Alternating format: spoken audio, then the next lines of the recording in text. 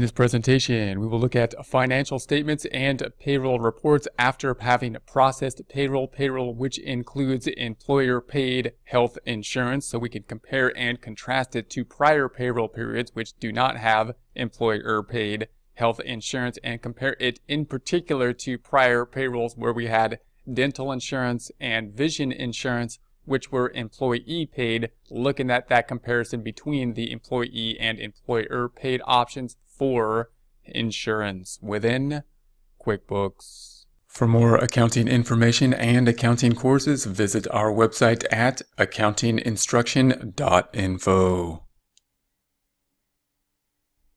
Here we are in our S-Corp paid payroll file. We're going to go down to the reports on the left side, selecting the reports on the left side, starting off with our favorite report up top with the balance sheet report, changing the dates up top from 01/01/19 to 12/31/19, January through December 2019, and run that report.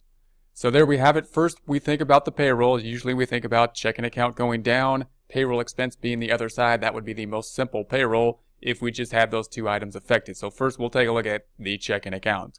So the checking account here, we'll select that item, and we'll note now that we have two items in January because we ran the payroll basically two times and we have two employees. And then we continued running the payroll simply for one employee for Anthony and ran it up till May. So now we just added a new January check to Beth. So now we have Beth and Anthony, and we can compare and contrast the payroll options. So we can compare then Beth here to Anthony's first paycheck, and you'll note that the net pay is the same. This first paycheck for Anthony had no medical insurance and no other benefits. So you'll note that the net check then is the same. Everything else was the same between them in terms of marital status and in terms of the number of exemptions. So the net check then is the same for the two January checks. Beth's check up here, however, is different than the Anthony's check down below, the one that was issued in May, even though the gross pay was the same. And that's of course because Anthony has different deductions in there, including the vision insurance, the dental insurance, and the employee portion of the 401k, which is adjusting the net pay down because those were employee taxes, as opposed to what's happening up here in Beth's check, where she does have a benefit, but it's health insurance, and we put that in the system under the setting of employer paid. So it didn't come out of the net pay. So the net pay is the same as Anthony's pay that didn't have any benefits in January, and it's going to be different than the options down here for Anthony down here because these did go down by the dental insurance and vision insurance that were taken out of the net check. Again, note that we'd have to qualify in order to choose that option, so we need to note whether or not we qualify in order to have an employer-paid payroll. Here, we're looking at those options, those different settings within payroll, and comparing and contrasting the effect of them on the financial statements. So we're going to scroll back up top. We're going to go back to our report summary. Then we're going to take a look at the other side, which typically is on the income statement, and it's going to be the wages expense or payroll expense. We'll do that by right-clicking the tab up top and duplicating it. We're going to pull the tab from the left to the right, so now we have the balance sheet and the new tab. On the new tab, we're going to go to the reports down below on the left side. We're going to look at our other favorite report, that being the profit and loss or income statement type report, changing the dates from 01/01/19 to 12/31/19. That's January through December 2019, and run that report. The other side then, usually on wages expense, payroll expense, something like that. We're going to say wages expense. We're going to select this $24,375, and we'll see that we have once again a similar kind of setting. Two checks made up in January, and then we continued on for Anthony until May and haven't had any continue on with Beth for that time period. You'll note that Beth and Anthony paychecks are the same for this period and all time periods. So the gross pay doesn't change. The gross pay hasn't changed.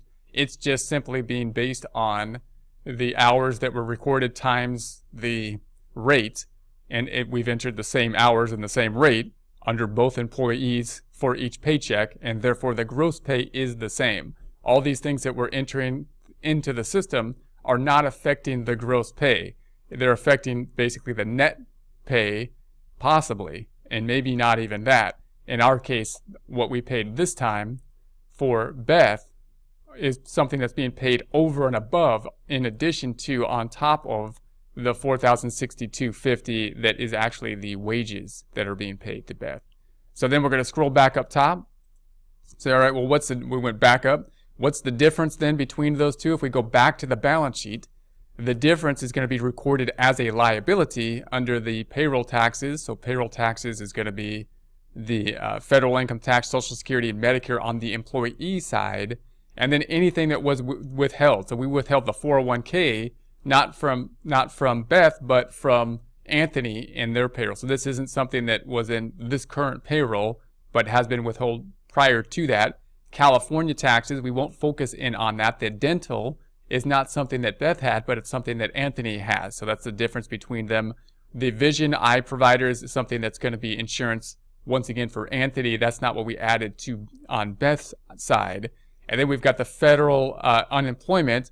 That's going to be FUTA. So that's a federal tax that's being accumulated. We saw that adding up. And then we've got the Medicare, the medical insurance provider. So note that this is what we put on Beth's side. And note that it's basically a liability, even though it's not something that was pulled out of the paycheck for Beth. We have the liability, and if we select that item, then we see the liability here, and that's going to be the 110 processed from Beth's check. That is the item that we have added and are focusing on. Then if we go back to our balance sheet, the other side of this, then the next thing involved, if we go back to the income statement on the second tab, is the taxes. So we paid the employer taxes. The employer taxes, if we select that, now we have for Beth's employer taxes, and those are going to include Social Security and Medicare and the FUTA tax on the employer side. And for some reason, Anthony's check got broken out here for these items, but you'll note that the first check for Anthony and Beth will be the same if we add these three items up, the 4.06 plus the 138.13 plus the 335.17. That's going to be the 477.36. That's what Beth's item is here. So notice these two have the same item for the taxes, for the payroll taxes, the employer taxes on the first check, even though Anthony's first check had nothing involved in terms of the deductions and in terms of benefits, and Beth has the benefit of the employer paid taxes or the employer paid health insurance. So there's no effect on the tax calculation because it's being paid over and above the gross pay. So that's going to be just the employer side. If we go back, then the other side of those taxes is going to be on the balance sheet, and it will be included in the federal taxes as well, the employer and employee portion being included in the federal taxes for FIT, Social Security, and Medicare. So now we're going to go down to the payroll reports. I'm going to go to the second tab, right-click on it, and duplicate it. Pull that tab to the right. So now we have the balance sheet, the profit and loss, and a new tab. We'll go to the reports down below on the left, and then scroll down to our payroll reports and look at the payroll detail report. So we want to get down to the payroll detail. Here it is, payroll details. So we're going to select payroll details, and then we're going to change the date. I'm going to look at the full year here. So we'll take a look at the full year. So this is the last pay date. We want this year. So I'm going to select this year so we can see the detail. Run that report. This report is in order by date. So we're going to go down to the bottom because the oldest ones, the last one we processed is going to be down here. So this one was a January. So here's January for Beth. And here is the January for Anthony. So we can compare and contrast those two items. And you'll note that the check is $3,527.60 and $3,527.60. So we have the same information here. The only difference between these two is that Beth has medical insurance and it's employer provided, whereas Anthony doesn't have the medical insurance up top. But it didn't have any effect on the net check because it's being paid over and above that net check item. Notice we can compare and contrast that to Anthony's last check, where we have the same kind of gross pay, but Anthony then had the dental insurance and the eye insurance or the vision insurance, as well as the employee portion of the 401k. All those things lowered the gross pay. So the difference is going to be these three things on the gross pay. We can also see the difference between the federal income tax calculation, it being 145.10, and if we go down to Beth's item down here, the federal income tax is 169.17, and that's because it's not because of this medical insurance, it's because of the activity on Anthony's check on 5/31. We have activity up here with relation to the 401k that was taken out. So the 401k is something that could reduce the federal income tax wages and therefore the federal income tax withholdings and taxes for that. So that could be decreased because of this item. The dental insurance we said was taken out. However, we didn't say it was going to be something that will affect based on the settings we put up when we set the dental insurance. It's not going to reduce the FIT and the Social Security or the Medicare wages, so it shouldn't reduce the taxes, but the 401k will. And then the eye insurance or the vision insurance we did set up. So this one is what is most similar to what we're doing now. It's insurance, a type of medical insurance. This is just vision insurance as opposed to the health insurance. We set this one to be an employee deduction. The employee is taking it out of the paycheck. However, it also provides a tax benefit because it's lowering the gross pay with relation to the calculation for federal income taxes, Social Security, and Medicare. What we have for Beth is even better, however, because what we have for Beth down here is that we're paying this 110, which isn't even being included in gross pay. So it's not even something that's being included as pay, and that's good because it really is pay. And to not have it included in pay means that you're not paying taxes on it. So this would be, of all the three options, if you're able to get the best option. Again, we're not looking at how to, the regulations to get the option. We're looking at the logistics of the different options as we put those settings into QuickBooks. This would be then the option that would typically be best for the employer and employee. So then we're going to scroll up top and then look at the reports for the taxes on the left. And then go to the payroll tax, and we want to go to the forms, and we can go to the quarterly forms now. We're going to look at the 941, and now we're just in the first quarter. So now we processed another payroll in the first quarter, another item within the first quarter payroll. So what we want to do is preview the payroll for the first quarter, January, February, March, because we processed a payroll item for January, and compare and contrast that to what we see prior to that. So now it still says one employee because I think that's because it's not the end of the time period. So once we process payroll for the third time period, March, within January, February, March, first quarter, it'll then add a 2 because typically this needs to be there as of the end, the last payroll period in the quarter. So that's why that is there. So we have 2 employees really during the payroll period at this time. And then we've got the wages, which is the 16,843. And notice that's different than the wages on the Social Security now. Why is that the case? Well, we know the 16,250, if we took that and divided by 4 now, this number should look familiar as our gross pay. Every time we process the payroll, this is our gross pay. Now, why did we divide by 4? Because there's 3 months, and we paid Anthony 3 times within that 3-month time period, and we now paid Beth 1 time. So there's 4 overall pay periods. They all got paid the same amount.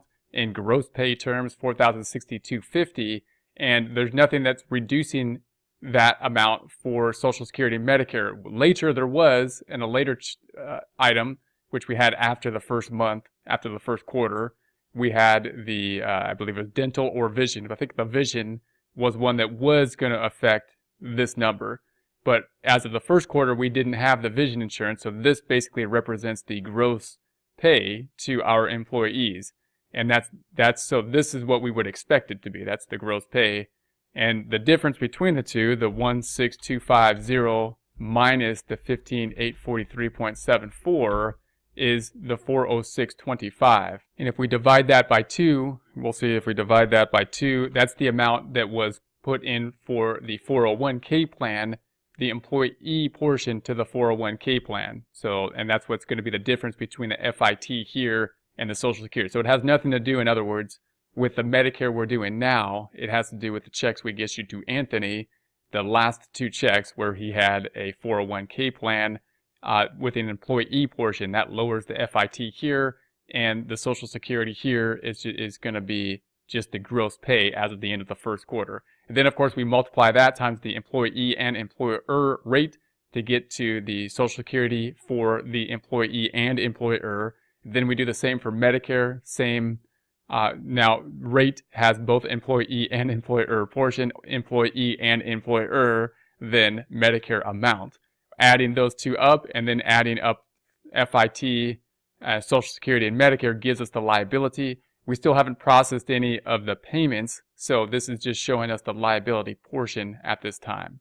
Also note that if we scroll down to page 2, we're going to have this summary information, and QuickBooks helps us to fill out and populate the summary information as well. This gives us the monthly liability. So we have option 2. We're going to say that the monthly liability is going to be $1,581.50 because we had the 2 paychecks. And then the liability is the same for the other 2 months to give us the total $3,119.82. That amount should match this amount up top. Notice we had to do 3 cents rounding, so there's going to be some rounding issues here, and that's fine.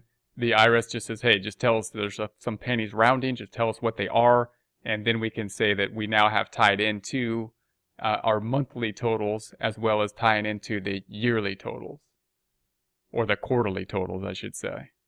For more accounting information and accounting courses, visit our website at accountinginstruction.info.